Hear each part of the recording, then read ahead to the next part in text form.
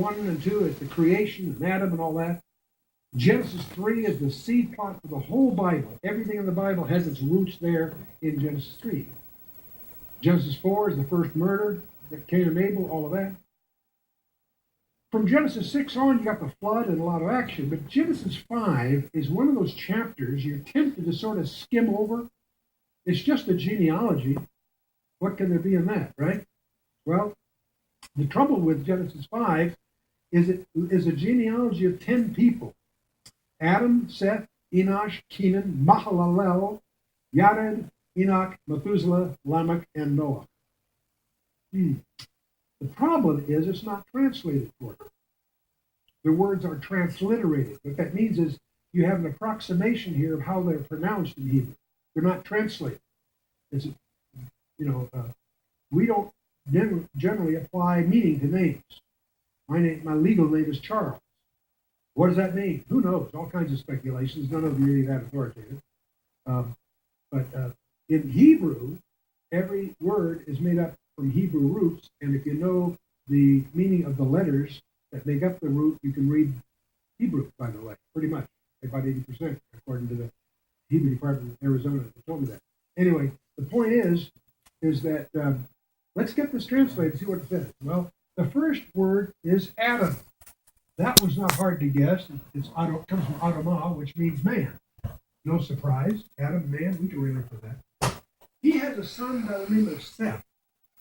Now, here's the situation. The root Seth really suggests being appointed. In fact, Eve explains that to us in the previous chapter.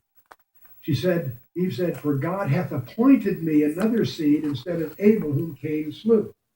You all know the story. Cain murdered Abel, right? Everybody asks, where did Cain get his wife? He married his brother's wife because he married his brother's sister because he was able.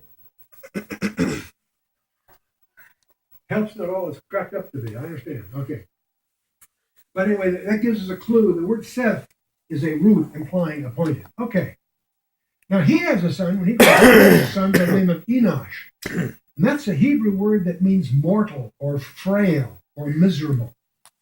Kind of tough handle to go through school with. You're going to pick up, choose up basketball teams. Hey, miserable, you're on our team. Doesn't really work, does it? It comes from the root anash, which it means incurable, like a wound or a grief or woe, sickness, wickedness, what have you. Okay, so Enosh has a son, and he names him, I don't know if this is out of spite or what, but he names his son Kenan. That means sorrow, dirge, or elegy. That also doesn't kind of work for a handle for a guy, does it? So after a couple of generations of that, I think Kenan, when he had a son, he says, enough of this. He named his son Mahalalel. Now that's a mouthful, but it's a great name. It comes from two roots. Mahal, which means blessed or praised one, and the name El for God. It means, Mahalalel means the blessed God, the praised God. Kind of hard to pronounce, but pretty great handle, right? In fact, it's interesting through the Bible to notice how often the word El appears in Jewish names because it honors them, Daniel, God's my judge, and so okay, the blessed God. Well, he has a son by the name of Yared, and that is a verb, yarad, in the Hebrew, which means shall come down. Shall come down. Okay, there's a story behind it, but I'll spare you that tonight.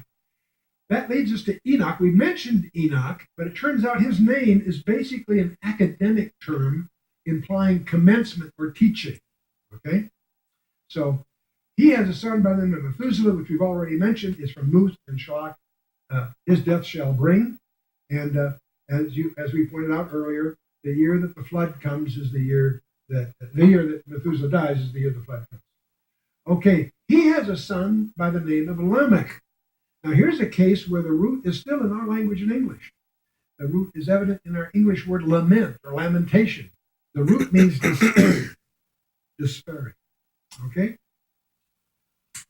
Now, Lamech has a son by the name of Noah. How many of you have heard of Noah? About 40%. That's a little discouraging.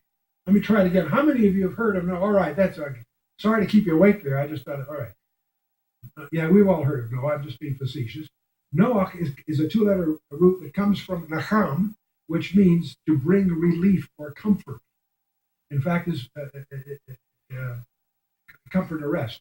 In fact, his father, Lamech, says so in Genesis 5:29. He said, he called his name Noah, saying, this same shall comfort us concerning our work in the toil of our hands.